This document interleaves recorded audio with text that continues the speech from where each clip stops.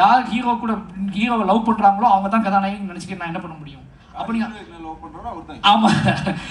அதே மாதிரி யார் ஹீரோயினை லவ் பண்ணுறாங்களோ அவங்க தான் ஹீரோ. உங்கள் கதைக்குள்ளே நிறைய உங்களுக்கு துருவ ஹீரோவாக தெரியலாம், இன்னொருத்தருக்கு அப்பா ஹீரோவாக தெரியலாம், அதே மாதிரி இன்னொருத்தருக்கு ரஜிஷா ஹீரோயினாக தெரியலாம். எந்த கதாபாத்திரம் உங்களை பாதிக்குதோ, எந்த கதாபாத்திரத்தோடு நீங்கள் பொருத்தி கொள்கிறீர்களோ அந்த கதாபாத்திரம் தான் அந்த கதையின் ஹீரோ.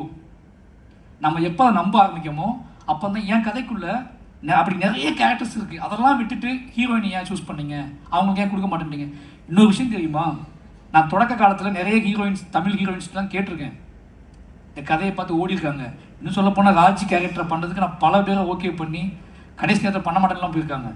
அது அக்கா கேரக்டர்னு சொல்லி அந்த பெயின்லாம் இருக்க தான் செய்யுது. ஆனால் என்ன பிரச்சனைனா இங்கே சினிமா அது அவங்களே நம்ம குறை சொல்ல முடியாது. ஏன்னா அவங்களுக்கு ஒரு லைஃப்பில் ஒரு எய்ம் இருக்குது, ஒரு அச்சீவ், அவங்க பற்றி அவங்க நியாயம் இருக்குது.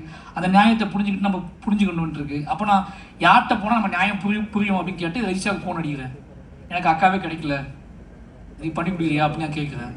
அப்போ அவங்க பண்ணி கொடுக்குறாங்க. இது மியூச்சுவலாக நடக்குது ஒரு விஷயம். எனக்கு தெரியும், எங்கிட்டையும் பிள்ளைகள் இருக்குன்னு தெரியும், அதே மாதிரி ஆர்டிஸ்டின் பிள்ளைகள் இருக்குது.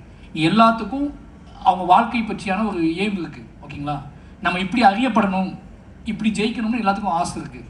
இதுக்குள்ளே தான் சினிமா ரன் ஆகிட்டு இருக்கு மாற்றி. அப்போ நான் என்ன சொல்கிறேன் அப்படின்னா, திருப்பி இந்த கேள்வி கேட்கும்போது எனக்கு நல்லாவே தெரியுது, நான் கன்வின்ஸ் தான் பண்ணுறேன்னு தெரியுது.